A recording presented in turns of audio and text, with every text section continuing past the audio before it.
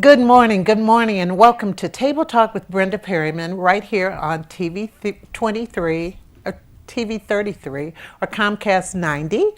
If you'd like to call us, you could call us at 868-0342, 868-0351. That's area code 313. And first, I'd like to introduce my co-hosts. My name is Robert Thomas. I'm the Vice Chair of the City of Detroit Board of Zoning Appeals. Chris Sumrall, servant of the citizens of the City of Detroit. Darnell McLaurin, Western District Director, Local 344. Wow, gentlemen, how was your day? What about that weather? Oh, it's beautiful out there. About time. Yeah. About time. Gosh, We I needed tell that. you. What, the top 80 yesterday? And back comes the rain. Hey, Is it raining?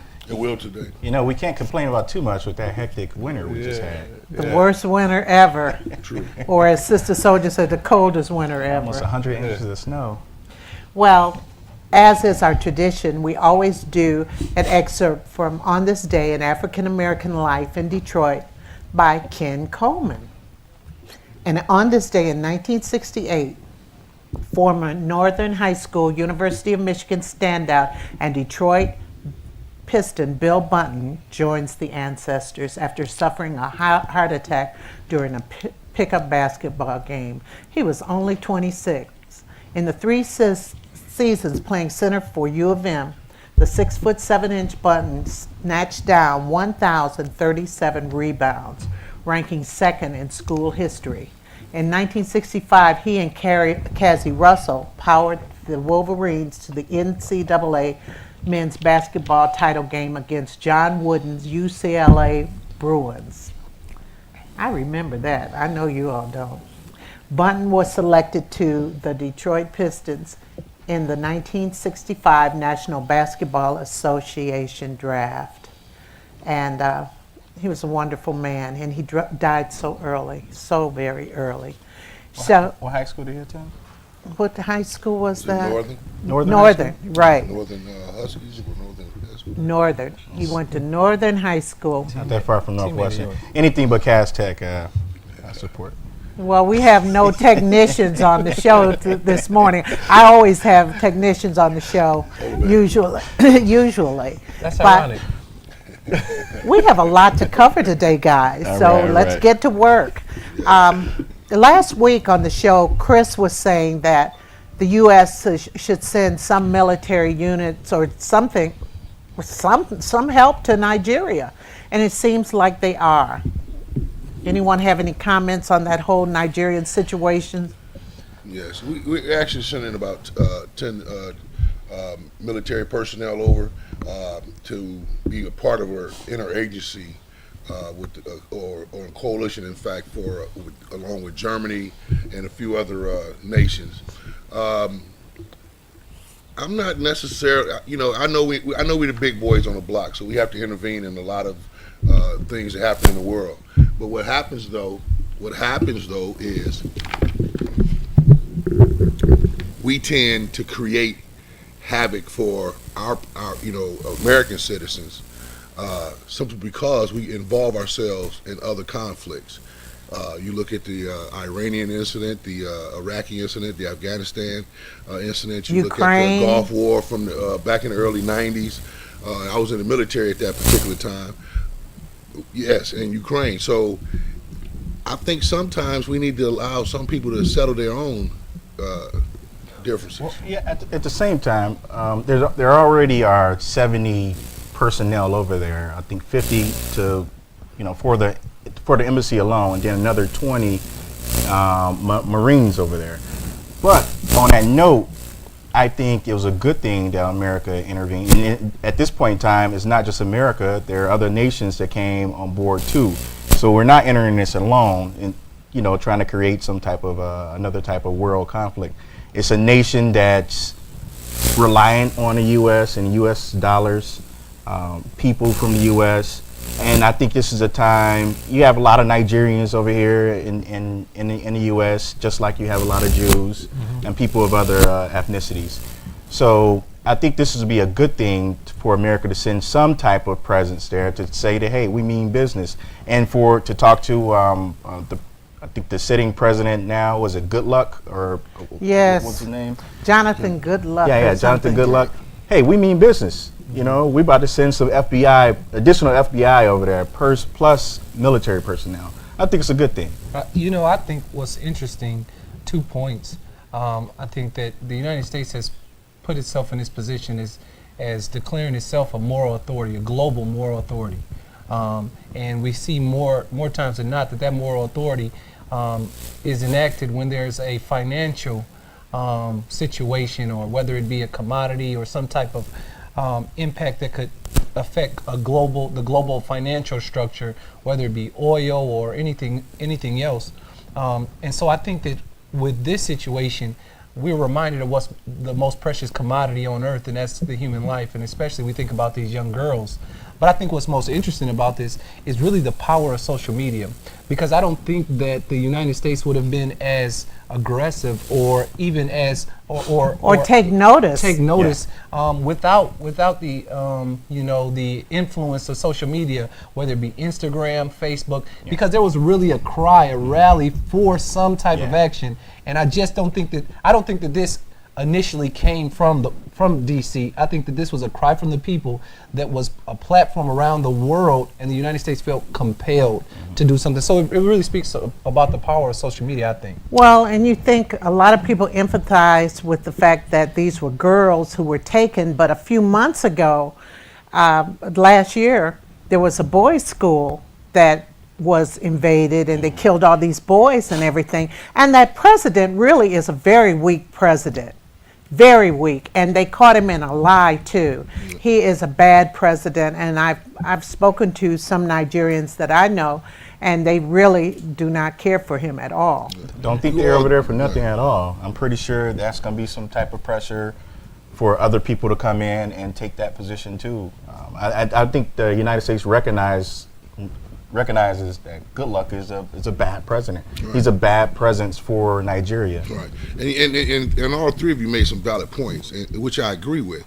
My point is this, though: if the way their country is set up doesn't change, what's going to stop it from happening next week or next month? And then we're going to keep going back over there. So I'm more interested in looking at how do we change the culture or the mindset of these individual countries that have these radical governments or radical groups that are allowed to operate within the government and without the government.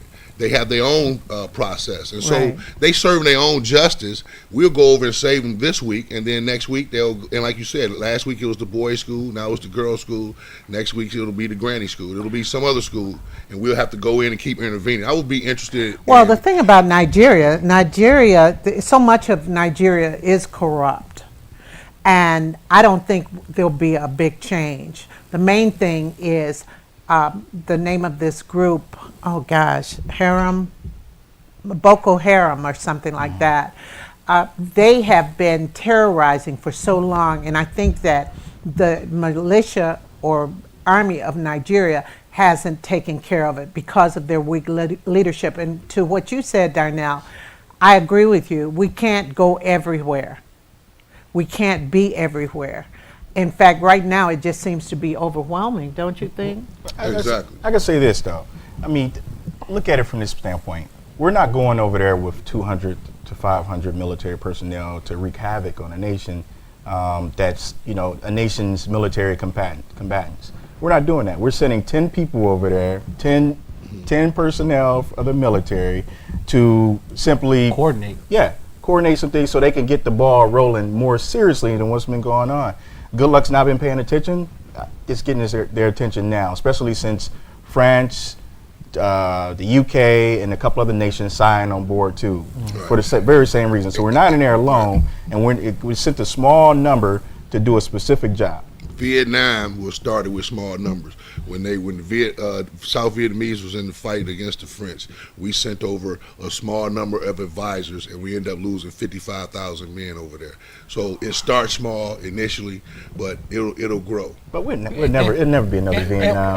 And that's true, because conventional wars are over. We can't use that as just drop many bombs. But at the same time, every conflict there is the risk of whether it will revert back to whatever it was before. And so I don't think that your motive is governed by what it could eventually go back to. I think you have to have a sincere motive. You have to do what you feel compelled is right to do. And in this instance, it was pretty simple in a court of public opinion, at least, that the right thing to do would be for some type of action. Now, honestly, I think that this is a drop in the bucket. I mean, when you think about 10 coordinators, I really think that this falls woefully short, especially if I imagine if it was my sister or my, if I had a daughter. And I understand they're not citizens, but if this was some dignitary's family from Britain or from France. I believe we should go and help. I'm not saying that. What I'm saying is, instead of us just being the call my big brother and having come down the street and beat up somebody, Right. You know what I'm saying? I want the issue to be resolved or attempted to be resolved before it gets to the point where we have to come. An escalation has to happen. But the problem is, Good Luck wasn't doing anything.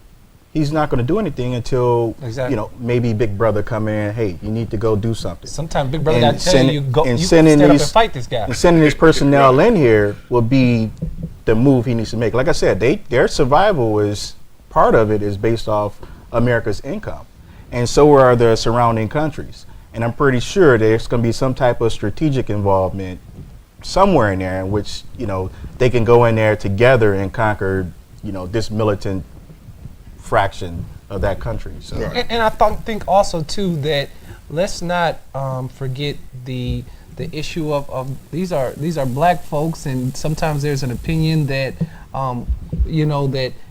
countries in Africa don't have the same value as the Middle East because of resources and things like that. And so I think that from a viewpoint or standpoint of that this is actually a good thing.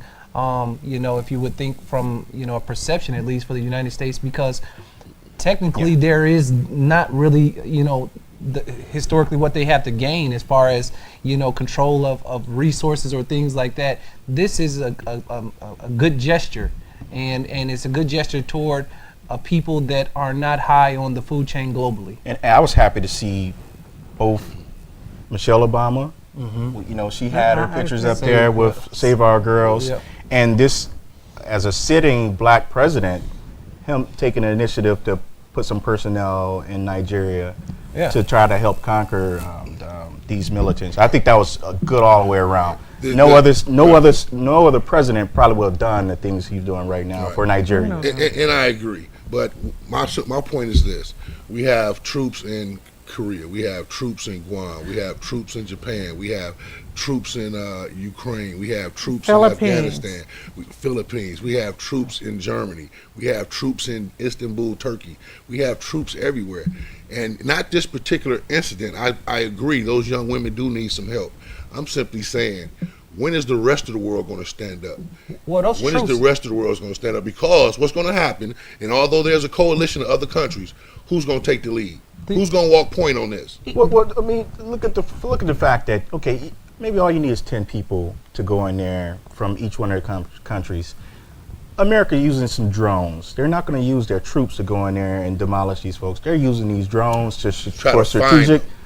I'm pretty sure they're going to be dropping some hardware on them too. But so I don't think they're just going over there just for surveillance only. And that's what I'm saying, because when you talking about dropping some hardware on them, that's going to be more than drones. And that's going to take personnel. You're going to have fighter wings over there and fighter wings. And we're talking about drones, though. Drones drones have bombs on them too. Right, but drones are typically for observation. They're used both ways. And I think that when you talk about the troop station around the world, they're associated with money. Wherever there's troops are, there's a financial interest of the United States there. So let's not get it confused that there's just troops arbitrarily everywhere just to help out. There's troops strategically placed around the world because the United States is vested in different economies around the world, and it's protecting her interests and assets. But and we got to move along. But in Nigeria, the bribery, all of the corruption that goes on, things change from day to day. But I hope they are able to get these girls, find the girls, because this is treachery. I have a daughter. I have two daughters. You have a daughter, Darnell. Imagine, put yourself in these women's shoes. And you can't find your door. I'd be going crazy just Do you think trying that to they're tear gonna, through. Do you think that they're going to find these girls? I'm getting less and less optimistic about it. Unfortunately, and this is something we don't want to necessarily talk about. But it's taken a while for the United States to kind of do this. Those girls have been missing for a couple of weeks now. I'm optimistic. I think they'll find, maybe not all of them, but they'll find a good number of them. Well, I hope so. I hope so. But I think that in the future, when things like this happen, there has to be a swift initiative that's taken. So, Okay. I hope Well, I hope Bureaucracy takes a while. everything goes well. Robert, President Obama made a presidential proclamation about National Foster Care Month. What is your connection to foster care that you could tell our audience about? Well, Brenda, I was raised in the foster care system since the age of 6, group homes, foster homes, and independent living programs here in Michigan. But, and this is not the first time the president signed a proclamation, but I think a lot of attention is given to this month more now than probably ever before. His proclamation states that every child deserves to grow, learn, and dream in a supportive and loving environment. During National Foster Care Month, we recognize almost 400,000 young people in foster care, and their foster parents are dedicated professionals who are in their lives. We also rededicate every child a sense of stability and safe place to call home. As you all know, or people don't know, what the Foster Care Awareness Month actually does is trying to bring more and more awareness to kids out there. Like I said, the 400 to 500,000 kids out there, a quarter of them end up homeless. Over probably about 30% end up in a prison system. 2% have obtained a college degree. At Congratulations, you got 50% your college become unemployed, and over 80% become parents at an early age. These are pretty staggering numbers, and it adds on to the state and the nation taking care of kids that's not their own, but since they take care of them, it's the state's responsibility to help eradicate these poor numbers. Imagine you being a parent and only 2% of your kids going to college or graduating from college. It's a crazy number. You're supposed to help support this, support them. They're your kids now. So the nation is addressing a lot of issues that they haven't addressed before when it comes to the foster care system. Right, and you triumphed. You did triumph. Yeah, like I said, I've received my undergrad in mechanical engineering, my master's in industrial technology, and recently my law degree. It's I'm pretty sure it's done before, but it's a regular. How did you do it? It's a hard question to answer. But But as you must have as had support. as the president A stated in little his support. proclamation, is longer than what I stated before. But mentorship is vital. It's vital. You don't have anyone to rely on, but you can always have a mentor to rely on. I think all of us had coaches, teachers, and whatnot to rely on. But I think the community, in my case, stepped up. It wasn't the foster parents. I had some pretty bad experiences with foster parents, but it was the community who stepped in. I was on my own when I was 16. When I was before I turned 17, I lived with a community activist, free of charge.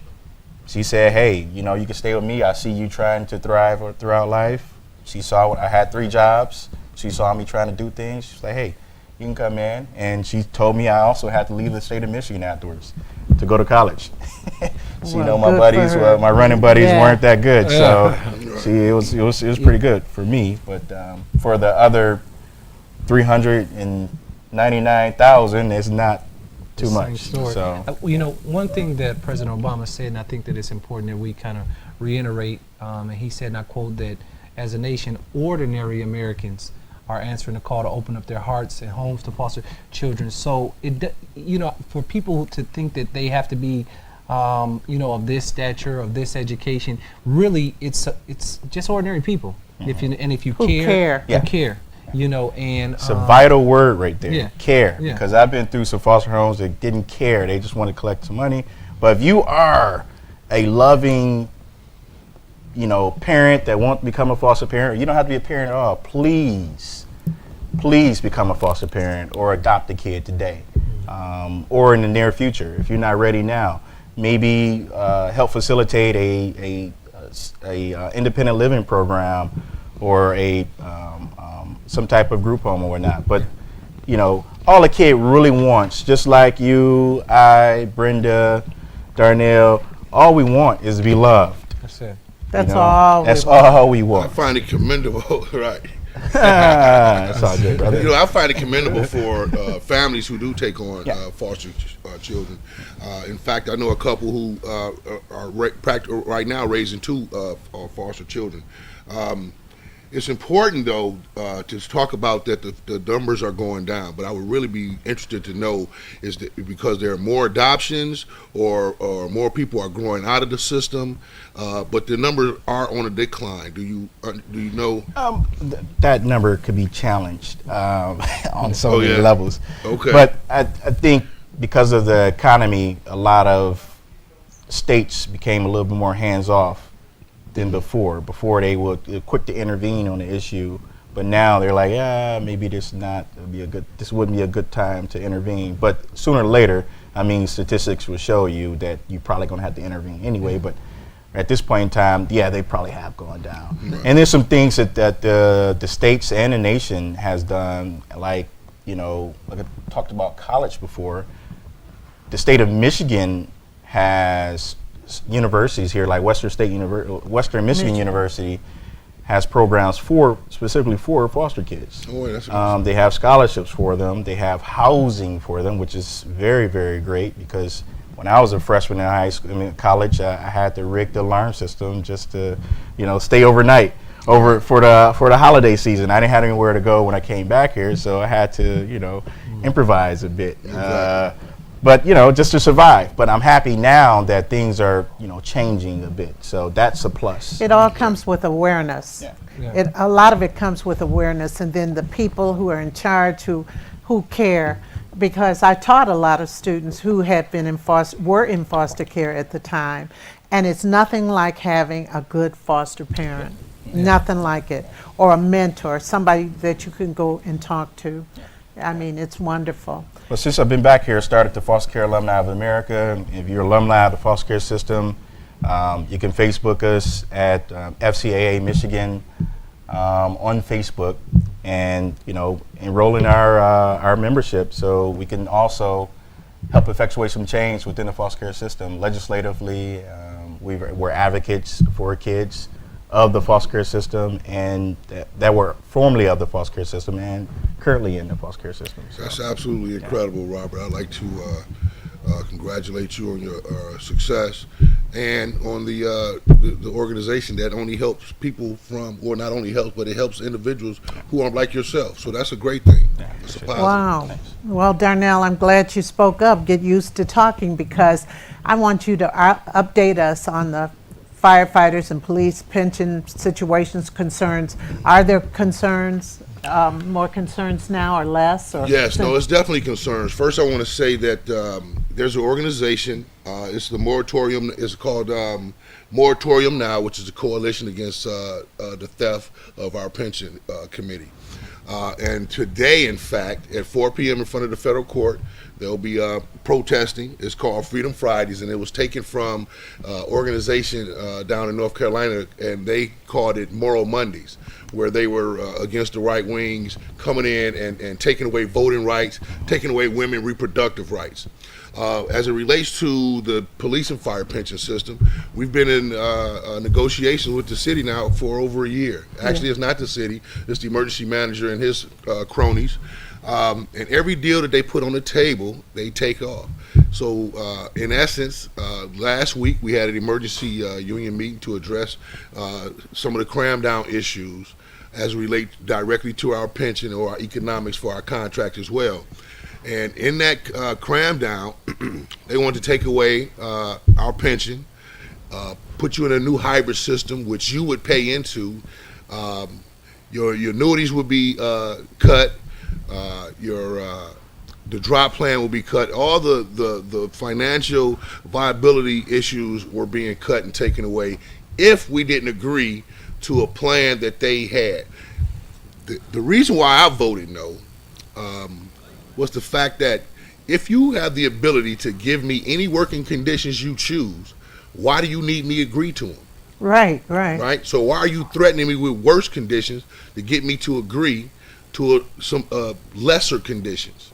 So I voted no, and ultimately they still haven't given us the cram down yet because they want the signature, because when they go to the Judge Rose in front of the bankruptcy, they want to say that the unions were on board.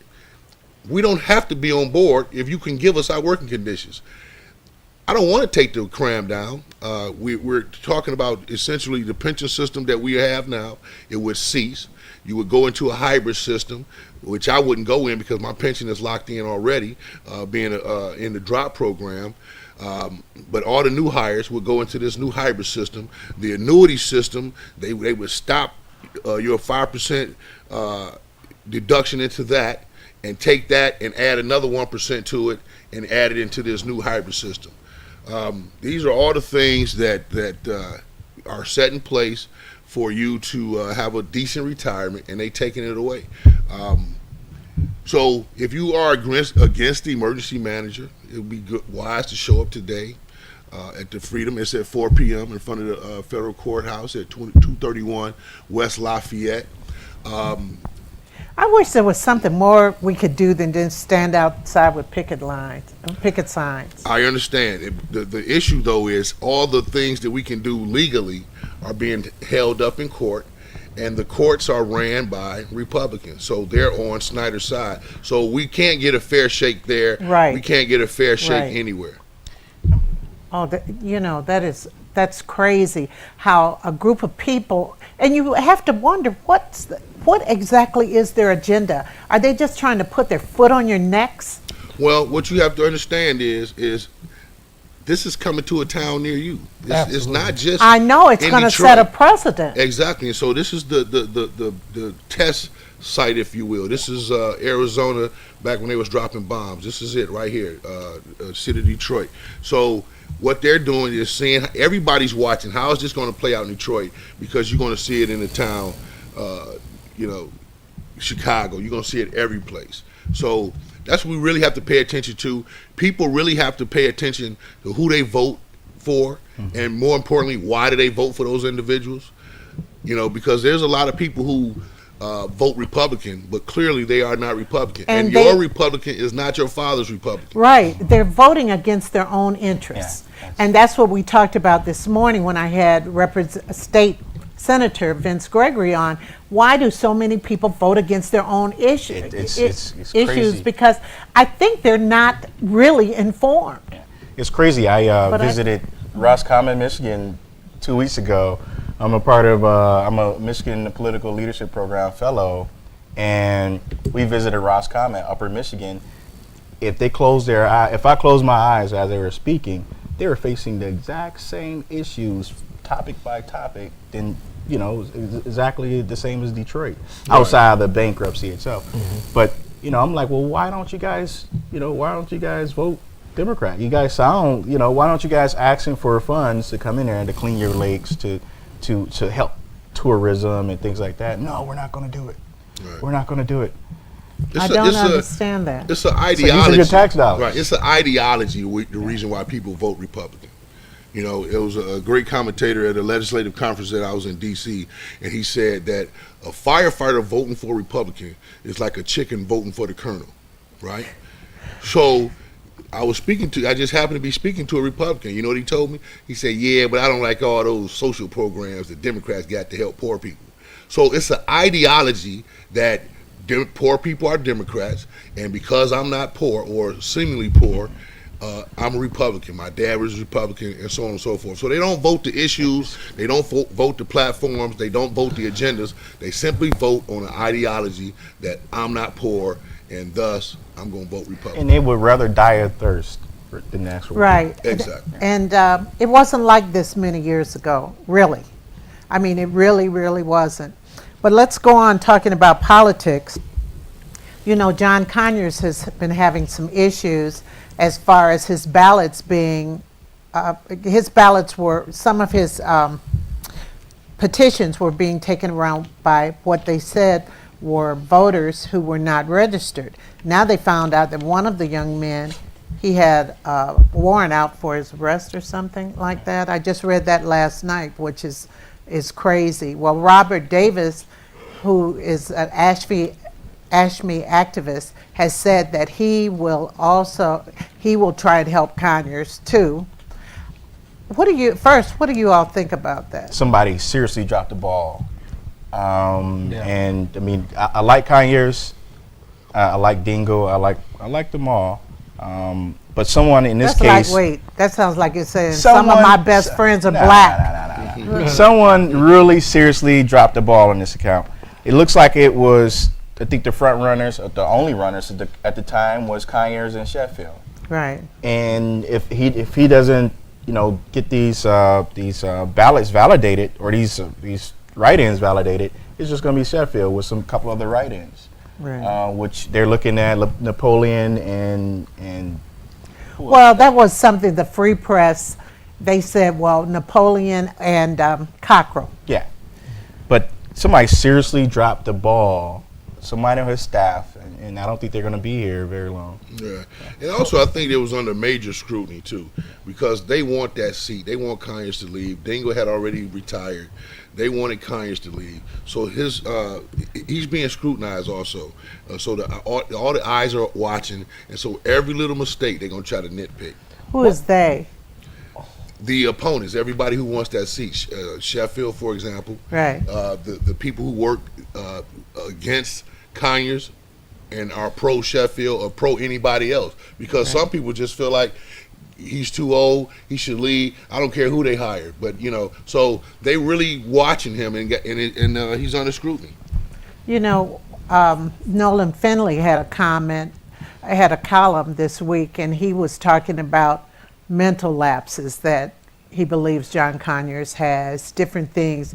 Nolan Finley, I'm not a fan, but it was just interesting, the things he pointed out from direct contact with Congressman Conyers. I feel real bad about that, and I feel bad that was in the paper too, because I don't know, I believe that you should always go out when you're on top.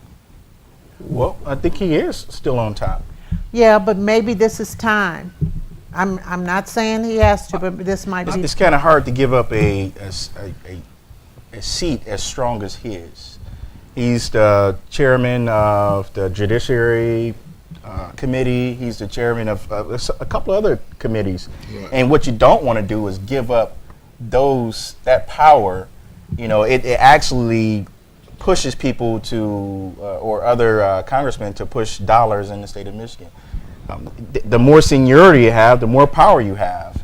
What you don't want to have go in there with some type of junior guy, with no power, wielding no stick at all. But you think about, in light of this thing that happened, well, people are dropping the ball around him. So how powerful is the seat going to be if he's not, able to do everything he needs to do? It's an argument to be made. I think that Conyers' opponents need to be careful, because it can get to a point of pushing that they lose some of their credibility as well. So I think that there's a process that needs to play out, and so sometimes you can get a point taken away from you for hitting a man when he's falling. Mm-hmm. And Right. so there needs to be some type of discretion and wisdom used now that the ball is rolling already. Congressman Conyers has his situation. I think that they would be wise to let it play out and not necessarily beat a horse when it's down. So I think that from both sides there's some danger as far as strategy. That's true. That's true. But I don't know, I'm kind of worried because people don't like what's out there. Because I don't think Horace Sheffield has this big constituency. They don't know. Right now, he's the only one legitimately running. Well, I don't have cable in at that home, district. and I watch regular TV, and that's just because that's all I have. And so I think that the situation is people You need to see a case worker in Ann Arbor. the people have only to choose what they have, and so if they don't have any other options, they're going to have to choose, based off of what options they have. So But more importantly, also, and I agree. But what happens is when you don't have a viable candidate, right? He isn't forced to talk about the issues because he's the only one there. Yeah. So if there isn't an opponent for him, he can essentially get elected, and you won't even know what his platforms are. Well, we do know that write-in candidacies can work. especially here, and we can remember, with the recent mayoral election, that so much focus was pointing into, kind of a similar situation that people were. When I remember our fellow panel member Ken Coleman, was saying, well, what is the opponent of Mike Duggins? What is his platform? He's just talking about, Duggins shouldn't be allowed on the ballot. And so I think that there's a danger Exactly. of running into the same situation where people don't know what you're about as much as who you're against. It's interesting to see all the fresh faces in the 14th district versus this 13th.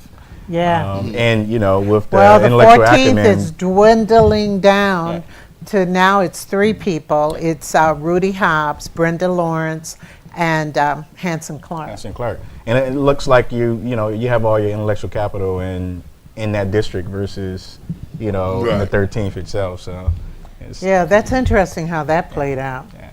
Now, being a teacher, I was affected by the Detroit teacher who was fired for breaking up a fight with a broom. I thought it was unfair. As I watched the video, I saw the fight. It looked like 2 grown men fighting, and these guys were big. Nobody was trying to stop it. The teacher was doing what she thought she should have. She just grabbed something, and the broom happened to be there. Her walkie-talkie didn't work, and it was Pershing is now a EAA school, and they just fired her on the spot. What were your takes on that?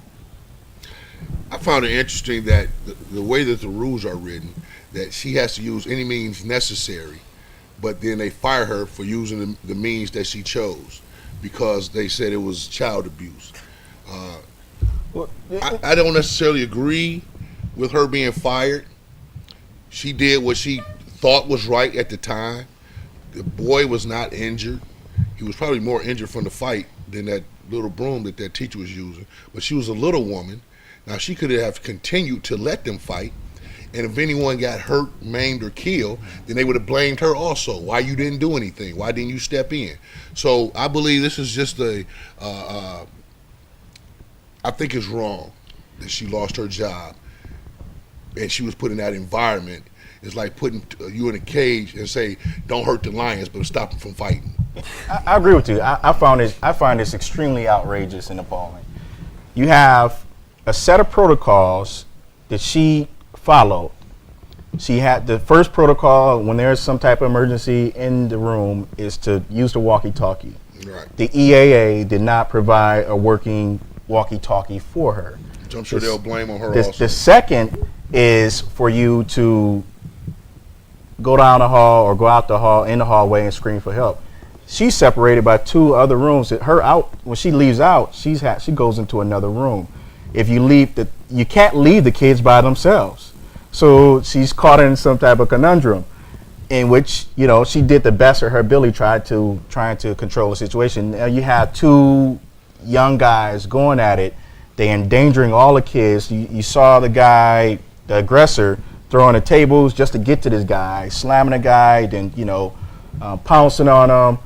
And, in order to control the situation, the kids are bigger than her. She used a broom.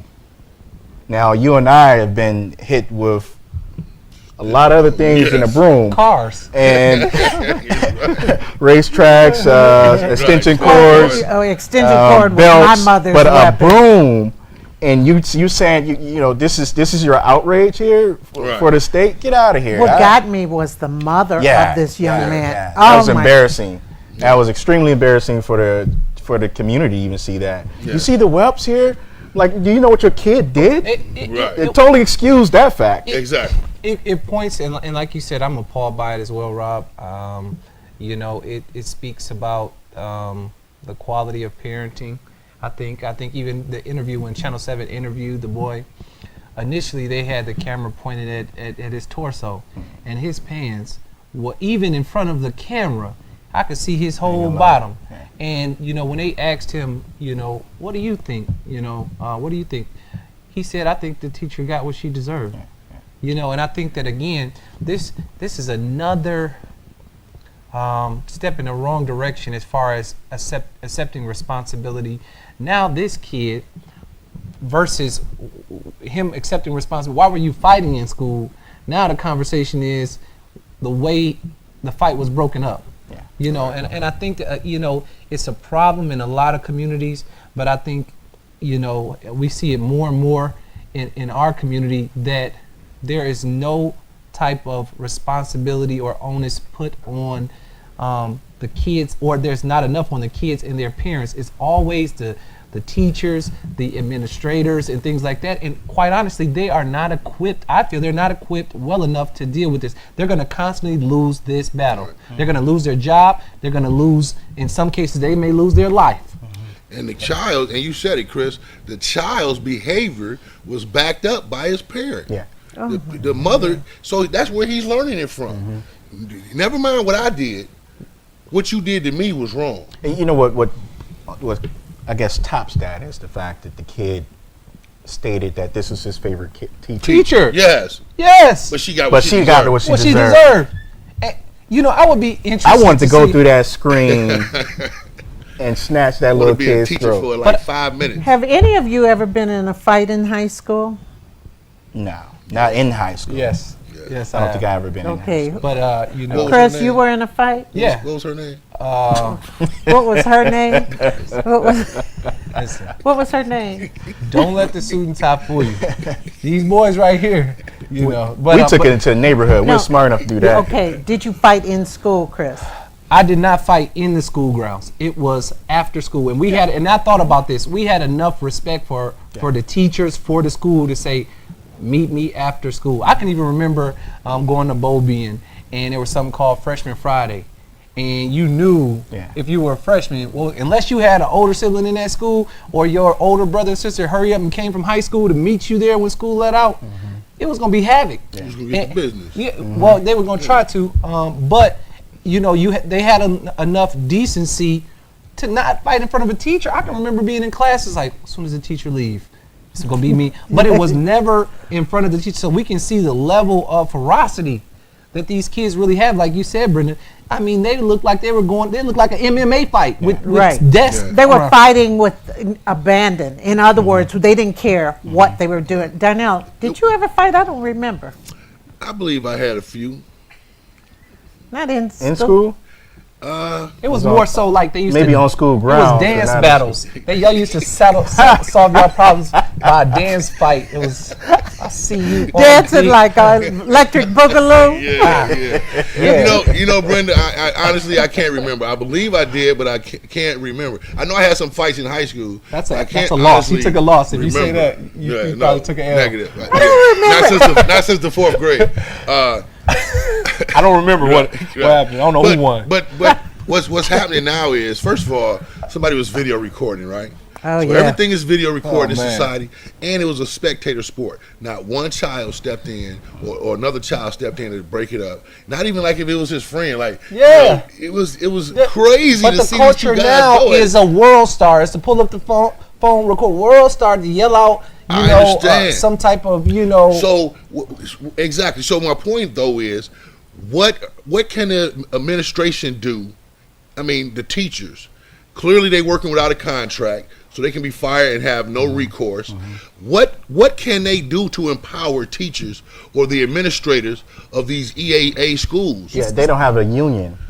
Exactly. And that's what got her. Now, had she been a part of the DPS, she would have been protected by the unions.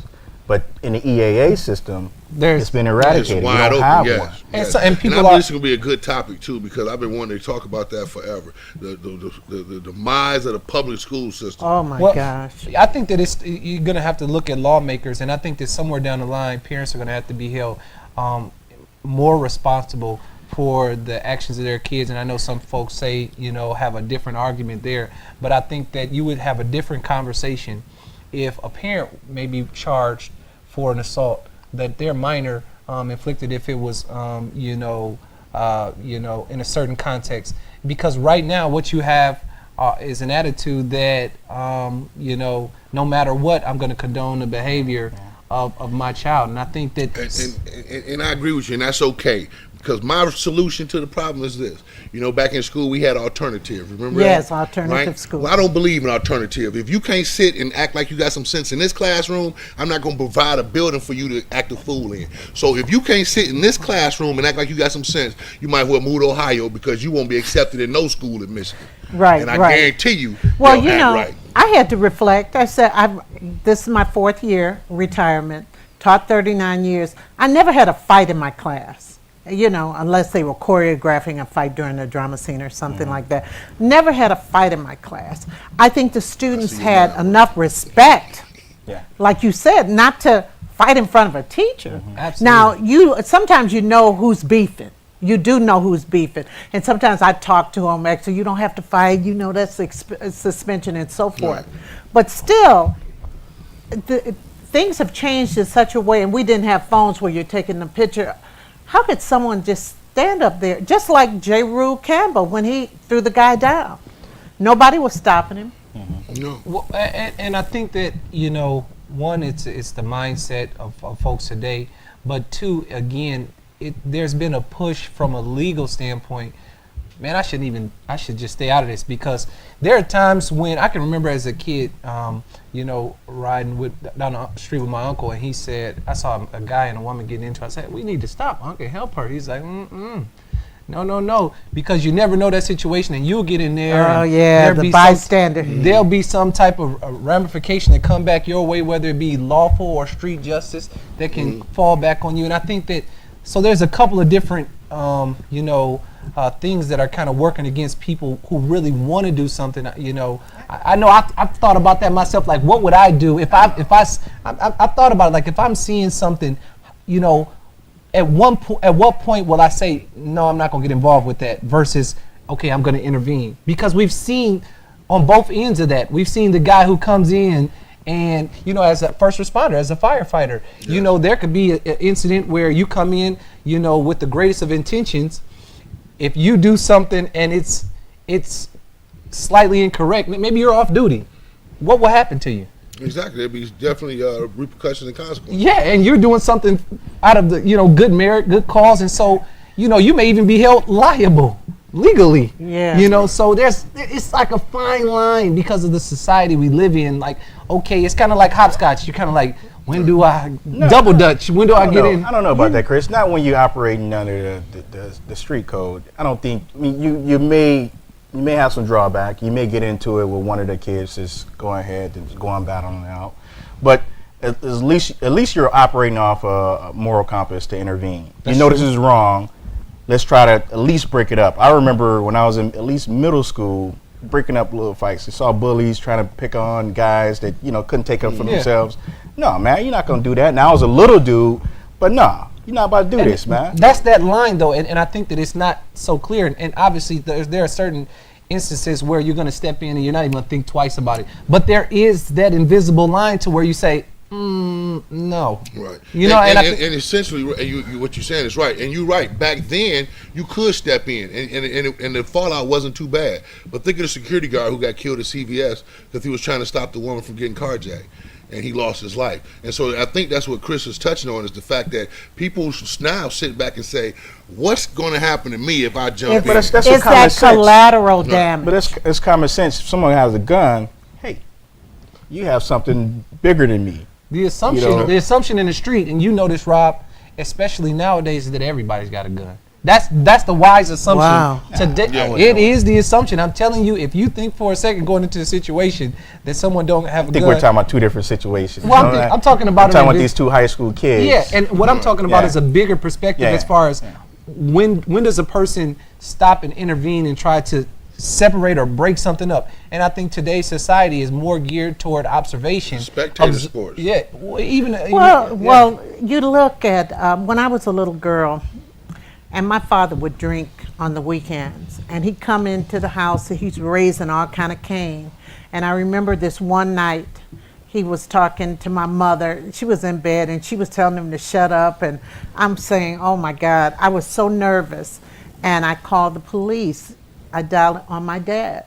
And the police came, and they just talked to him. Those were the days when the police would come to your house if there was a disturbance. And after they left, and he calmed down, but after they left, he went down the street. Who called the police on me? He never knew that was me. But it was still, those were the days where you could get some help. Right now, I don't know what's happening. It's like a voyeur system. People want to see. Yeah. You know, they want to be voyeurs. They want to stand outside and watch that fight. World Star Hip Hop has so many fights on it. Yes. I mean, what is Fight compilation every week? There's a compilation. Once a month. Once a month. The there's word go is back to how it Schadenfreude, getting joy on the misery of others and stuff like that. And you don't have to buy a ticket. You know, back in the Roman days, they would throw gladiators in the arena with lions, but you had to buy a ticket, right? Well, it's instant now. You don't have to buy a ticket. If somebody's gonna videotape it, they're gonna put it on World Star, and all you gotta do is have internet, and you can watch it. It's instant gratification. It's a spectator sport. Well, I hope that she gets madness. a job back, probably not there. Right. I mean, I wouldn't want to go back there because, to me, they didn't protect her. No. Right. It She would be- has hired an attorney though. It would be interesting for and hopefully I'm not presumptuous, but I'm sure there may be an opportunity for her to come and give her side of the story here. Whether on the Brenda Pyramid show. Or something Right, like that. right. Well, So- she was on Mojo's show yesterday, Okay. and she just thanked everybody for their support and everything. And plus they have a GoFundMe account for her because she's off work and not getting And paid. she's got a couple kids too, right? She's Two. Yeah. Hopefully the DPS system hire her Wow. on. Okay, I'm going to go straight to the Lions draft pick. I'm not going to talk about Belle Isle. The Lions had a first rounder. What do you think? I don't know. I think it's a neutral pick. I think they needed a tight end, but I would have definitely selected someone from the defensive realm, maybe one of the greatest DBs out there. Versus. What about a quarterback? I don't think Nah, I a think quarterback. they're not gonna yet. touch the quarterback yet. I don't think a quarterback yet because statistically Stafford is one of the elite quarterbacks. Obviously You're kidding. Statistically, He but is. I think that this goes even further than just a good pick. This was poor. This was just poor judgment, and I think that as a diehard Lions fan. And I can speak for thousands and thousands of us, that sometimes you have to do what's right in the court of public opinion. And everybody and they mama said we needed a defensive player, most especially a quarterback, somebody in that secondary. Yeah. Everybody and they mama said that. And for them to get an offensive player, A tight end. A a tight end. tight end. Unbelievable. Right. Not only was it unbelievable, but essentially it said, we don't care what you think. Right. We don't care. And for us to have continue to support a less than stellar team over the years, and we have as much talent as any team now, but the performance has been woeful in the last couple of years, for them to do that, and I took it personal. I take this stuff personal Let's because see. it's been a lifetime. Yeah. Well, Yes. my brother always says the Lions will break your heart every time. But at the same time, I mean, they do have a heck of an arsenal now. Also, offensively, now our target should have been defensively. I think we need that overall more than even the offensive picks. But they have a new tight we end were that's one of the top proven offenses himself. already. Yeah. And I think that where we We were lost, weak in a tight end spot, to tell you the truth. Pettigrew is not a big Yeah. game player. Yeah. Pettigrew is more of a And he blocking wasn't tight end. and than he is wasn't a- reliable. He Now is you not. have somebody. Daniel, what do that's- you Well, think? we don't know. It's We don't know. tantamount to saying I'm gonna make a meatloaf, right? You don't have no meat, you don't have any peppers, no onion, but you go to the store and buy some breadcrumbs. that how What you you gonna do with these breadcrumbs, right? Yeah, You don't have no eggs, and so to take a tight end when you need to show up the defense, because we all know Yeah. defense wins football games. Absolutely. And defenses are Championships. what you need down the stretch in the playoffs. And to go after a tight end, although I don't agree with Pettigrew, I don't believe they should have extended his contract last year. Right? But I definitely wouldn't have picked a tight end as my first round draft pick. Heck no. Right. And I don't know. Maybe they got some grand scheme that It's we're going not to that trade often that up happens. and get somebody. I don't know. Maybe they're going to try to. I don't know what they're going to do. But picking a tight end as their first round choice. It doesn't happen that often. Number one, in the NFL, I can't recall a time. And you where, know you're gonna have to get- that's a number one draft pick. If you- Exactly. And the Lions had an opportunity to get an elite cornerback Yeah. under under market value, because if you go and get these Shermans or something like these top guys, you're going to pay out the wazoo, so you can get them under a rookie contract and Yes. get, you know, Yes. Shut it and- down. Oh my Yes. goodness! And so, Yes. you know, the only thing that's keeping me going is that the Miami Heat are holding Well, there. I like the position they got. They acquired Golden Tate. You had to throw him Yeah. Miami Heat. You had to throw him Miami Golden Heat. Tate is gonna be good, but you know, Right. again, it's the It playoffs. was a smart move for them off playoffs in the season. NBA. Right. And so that gave you somebody to operate on the other side of the field. You got Calvin Johnson on one side, you had Coleman on the other side. Why go get a tight end? We definitely needed a cornerback. We even needed a linebacker, if you ask me. Yeah, yeah. Okay. We But just to released go one. after Defense. exactly. But to go after a Defense. tight end, I don't understand their decision making. I'm against it. But I'm gonna be watching. Yeah, we- you'll I be mean, down that- there tailgating. Yes. and, Oh, yeah, and that's definitely. Yes. that's why things like this will continue to happen, because you know, and I'm just as much of a sucker as Diehard fans. Man. yeah. I mean, Yeah. we're gonna watch regardless. So, but part of the rebuilding we'll of see. Detroit. We You gotta know what? support What our this guy team. turns out to be, you know, the greatest tight end in the world. You know, hopefully they burn this tape. Oh wow, it's almost Right. that time. Who's going to win in June? I'd say the only Heat. team that has been undefeated in the playoffs, The Heat. Miami Heat, The Heat. Don't take it. undefeated in Okay. the playoffs. Best player in the league. Happy Mother's Day to everyone. I'm privileged to be a mother, and I'm privileged to still have a mother. And we always, whether your mother's here or not, there's a legacy that a mother leaves, and so much of you comes from that mom inside. So we'll see you again next week. Thank you, guys. Thank you. Bye-bye. Happy Mother's Day. Happy Mother's Day.